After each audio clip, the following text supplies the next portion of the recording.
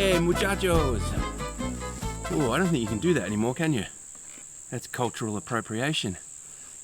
Just because I love burritos doesn't mean I have the right to speak Mexican. I don't know what muchachos is anyway. I feel like I'm asking you if you have more chachos. I don't know what a chacho is. Getting a little lost in this one. We might move on to this helmet. The Leatt 9.5, the Adventure Carbon helmet. Now, I've been waiting a while for this to turn up.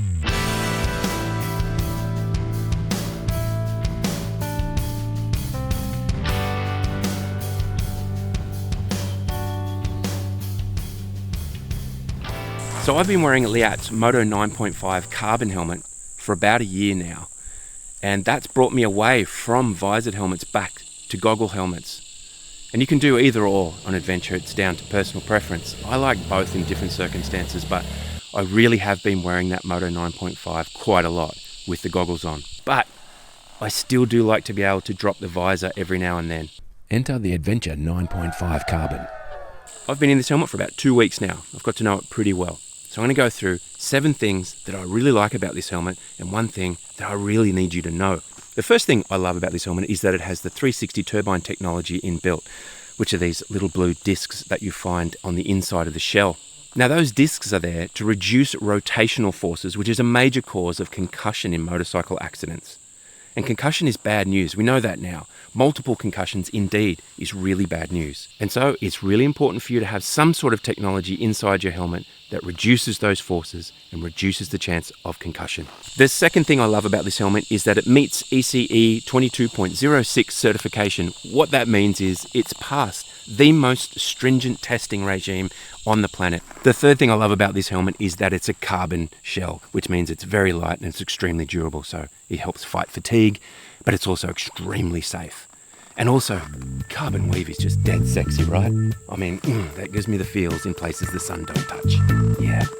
As is the case with the Moto 9.5 carbon motocross helmet, the visor snaps off. So in the event of an accident, you don't have this adding to rotational forces. That's good for your head and good for your neck. And while we're at it, some really clever thinking here.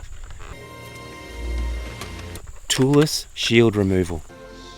Say again. We have a toolless shield. Oh. Put your head between your knees. Twist, remove. Done. Now I wear helmet comms on all of my helmets, and in this case I'm wearing molded inner ears, so I have a wire that's hanging down. But I can route the rest of the wires into this channel here, thanks to Leatt's clever thinking. And on the inside of the chin bar, I can stick the microphone on a little pad that's designed to take that, so I don't have to use a little sticky tab, which always peels off, particularly when the weather gets nasty.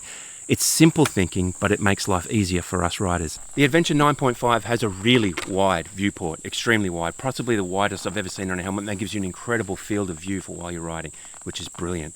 But on top of that, you get a set of iris goggles with this helmet, and they can be worn underneath this visor, so you can tackle any weather situation and be ready for it at a moment's notice. There's no D-ring on this helmet. It's as simple as that, and then as simple as that. Love it.